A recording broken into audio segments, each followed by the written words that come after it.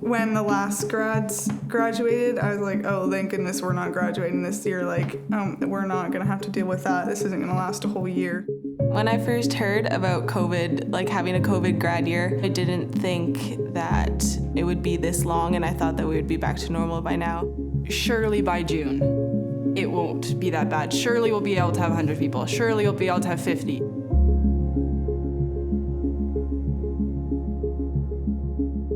I kind of was trying to be optimistic and was like, it will just go away by the time grad comes. It didn't, so that was interesting. Yeah, I think I was pretty disappointed that it's not normal and we are missing out on things. The trips and the memories you're making with your friends and just being able to go out with them and like gatherings and all the social events. My mom was gonna have a grad party for me and it was gonna be like a whole thing, but because of COVID, I couldn't do that. I've watched my sister graduate and I kind of knew what it was going to be like and I felt ready for that. You kind of look forward to things like your grad year, your celebrations.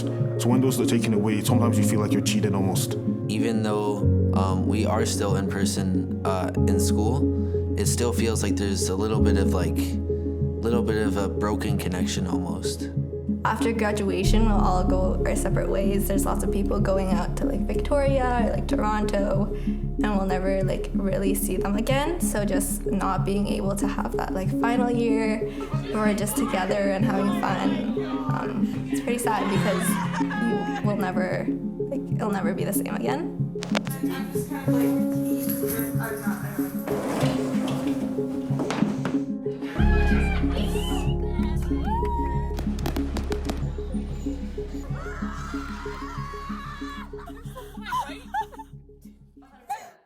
Hard to open. Yeah.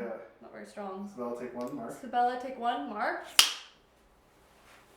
Pass it off. I was really nervous when I found out I was just gonna have to be at home because just had a lot of things that I had to go and deal with my parents, and like we haven't always had the best relationship. So having to be with them all the time, I was really scared, and also what that would do for me because I felt like I couldn't always like be myself or like kind of share things. And I didn't have people around me to like talk to all the time like I would at school. I like struggled a lot with my mental health before COVID. I also struggled a lot with like my health and my weight and like having to take care of myself. So I said that during quarantine, I was gonna kind of reinvent myself, I put it. I had really bad body image during that, and it was just super hard being at home every day and not seeing my friends and just being separated. And yeah, it just brought on a lot of unhealthy habits with eating and working out and all of that. Basically every day it was just either I eat so much that I throw up because of how much I've eaten, or I feel like I'm gonna throw up because I haven't eaten anything at all. And then if I were to overeat and I feel that guilt, I would work out so much and try and burn off everything I ate. Especially in quarantine, I was always just by myself and on my phone and in my head, and it was just this constant battle with myself and seeing myself in the mirror every day and just like not enjoying how I look is really hard. It was just kind of hard to slowly watch your body change, and then like you feel like you can't do anything about it because you're always bored and you're always tired and like you're just kind of stuck, it felt like. So I think my mental health kind of decreased because like I didn't have anything to do and I was just struggling with like my body image, and also just like not really having anybody to talk to about it. Like as much as it's amazing that we have FaceTime and stuff, like it just wasn't the same. No. And you're on your phone all day, you don't really want to be like on it again to talk to people. I had anxiety before, but I was a really extroverted person. Like I would talk a lot to my friends, I would dance in the halls. Like it was just something I did, and my anxiety would be just at home. But then the more I had to stay at home and the more I saw people through a screen and I wouldn't see them like in person, the more I was like, oh yeah, like this is the new normal for me. I don't have to see these people. And I kind of lost everything that made me who I was. So then when I went back to school in September, I didn't know how to talk to people, and I only talked to about 2 people that whole day, And it was really hard for me, and my heart started beating faster, and I was getting really overwhelmed, and I felt really panicked because these people, like, I've known them for 8.5 years, and I didn't know how to talk to them anymore because our whole life got turned upside down, and I had no idea how to navigate what was gonna happen next. So it was really hard for me, and I'm still trying to get better at controlling my anxiety. My normal life before this was so go, go, go. Like, I'm a very busy bee, and I thrive off of keeping myself entertained and busy with work and school and friends. It is hard to have a whole big change of your life, and you have a lot of hopes and dreams of what you're gonna do, and it's just gone like that. And yeah, my mental health did struggle for sure. There was lots of times where I would just like be pretty hopeless because you don't know when this is gonna end. You don't know when you'll see your friends and get to socialize the way you used to, and just the normal things that a 17, 18-year-old would do. My mom, she had very real concerns when she pulled us out of the school, and we did online school in a different school that offered it until we could eventually maybe come to LCS. And you know, sometimes when I was doing that work and I fell behind in some things and some things got overwhelming and etc., I almost feel like you start to blame my mom for taking me out. How I was affected mentally during this COVID season was that I almost felt as though I couldn't see myself progressing, even though I was putting in more and more work. When you're putting in work and you don't see anything moving for extended amounts of time, it can get really discouraging, and it can really affect you. I have always been an athlete. That's just what I do, and I love it. I love the competitiveness, the drive. You put in so much work over a season, and it all comes out in the last provincial tournament or national tournament. This year, to not have that, you have to go to the gym for practices without that end goal. It's hard to get up every day and do that and know that it will be over without it finishing the way that I expected it to. And I've seen seniors go before me and how they end off, and the tears after the last game, but just the joy that comes with it, and it's really hard to know that I won't have that closure. A couple things inside definitely did come to my attention. I realized that I do depend on my relationship with others and seeing people in person a lot.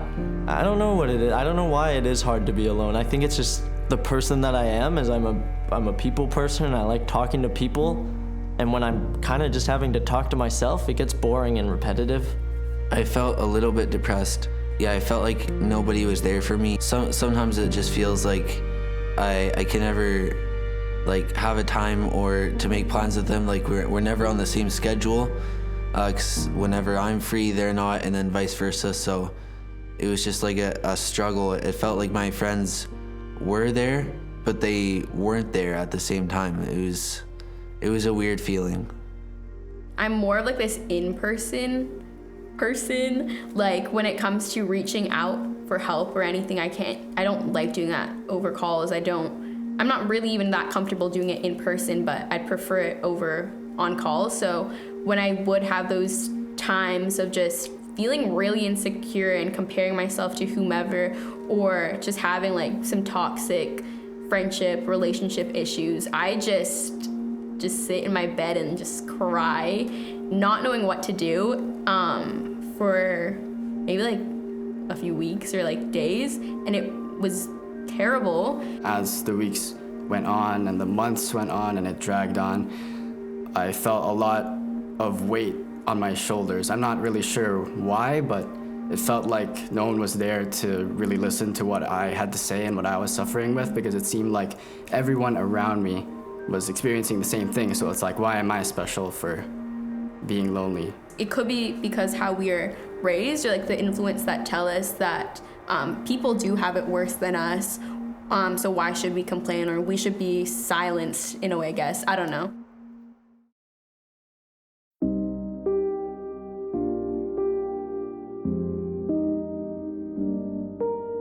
Has the pandemic kind of like increased or reduced your motivation to kind of do well know, like you're like going through this now, you're like, what's this doing to you? Is it like there's no point in trying, or I need to try because? I just feel like it's like I struggle so much and I go through all of this, and so I deserve to be happy, I guess. And I want to know that I've gone through all of this for a reason, and it's not just always a constant struggle and always just waiting for the next battle that I'm gonna face. So what happens if that feeling of whatever you're looking for doesn't show up? I don't know. I think I just like, it's easy to get carried away in all of the bad stuff, but to always just look for the good and always not just to wait, but to enjoy the moment now and do what I can now in order to succeed, and not just wait for the day where I'm successful in my life or happy in my life. Just living in it now and being okay with the struggles while also wanting to grow more and knowing in the struggles when I'm facing them, just that it will get better.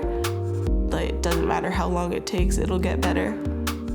I decided that I'm not gonna let this whole pandemic take over my life. Yes, it took over my grad and a lot of things that I would have had and would have been great experiences, but just because it's different doesn't mean it's gonna be bad. You go into a hard situation, instead of judging yourself, just every day get something done.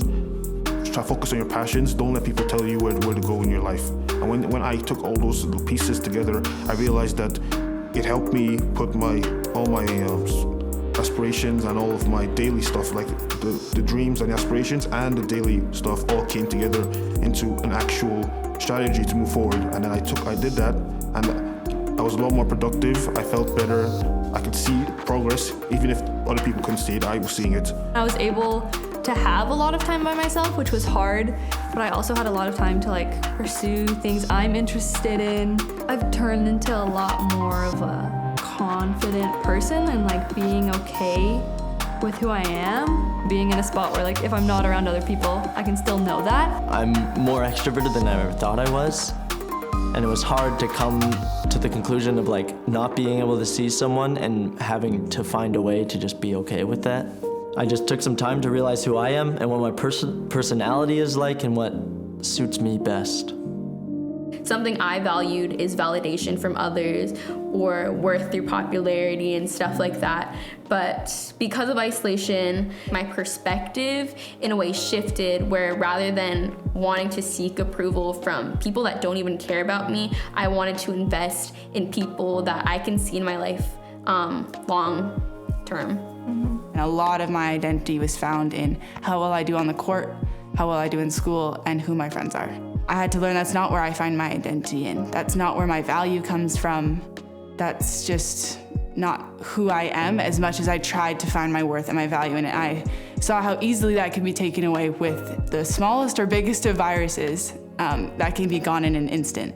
And so I think this year I see myself more confidently in just who I am, opposed to what I do.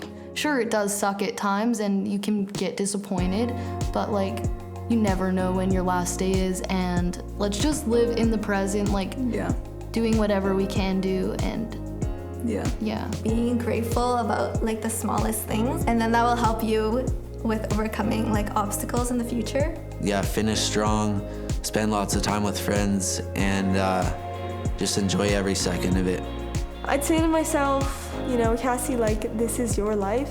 Do not let anybody else try and tell you who you need to be, who you want to be, and how you're supposed to act, because this is your life and it's your story, and you have to know yourself. You have to be, true to who you are. Coming now and just taking some time to realize the positives that have come out of this insane situation, realizing that it was worth it and that it was, as hard as it was at times, it was insanely beneficial. Yeah, I don't think I would change things.